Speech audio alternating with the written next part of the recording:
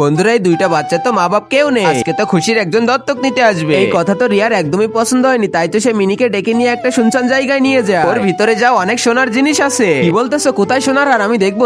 এরপরে তো রিয়া মিনিকে ধাক্কা দিয়ে ভিতরে দিয়ে দেয়। রিয়া দিদি আমার সাথে এমনটা কেন করলে? এবার এটা দেখেই তো আমাকে মিনি ভাববে আর আমি নতুন মা বাবা পাবো। রিয়া তুমি তাড়াতাড়ি দরজা খুলো না, আমার নতুন মা বাবা হওয়ার কথা, যেভাবে হোক বেরোইতে হবে এখান থেকে। এরপরে খুশি ওইটা উঠানোর পরে সেখানে একটা সুড়ঙ্গ দেখতে পায় আর সেখান থেকে সে বাইরে চলে আসে।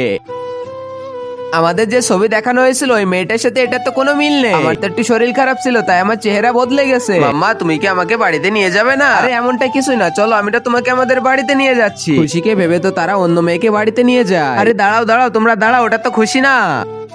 আরে খুশি তুমি কাঁদতেছো কেন? তুমি কোথায় চলে গিয়েছিলে? ওনাদের তো আমাকে নিয়ে যাওয়ার কথা ছিল, কিন্তু মিনি তো আমাকে একটা ঘরে বন্ধ করে রেখেছিল। আমি এখনই গিয়ে এই আশ্রমের ম্যানেজারকে সব বলে দিব, তারপরে যা হলো। আর আগে মহান আল্লাহকে তুমি ভালোবাসলে লাইক এন্ড সাবস্ক্রাইব করে দাও, আর পার্ট 2 দেখতে চাইলে অবশ্যই কমেন্টে পার্ট 2 লিখো।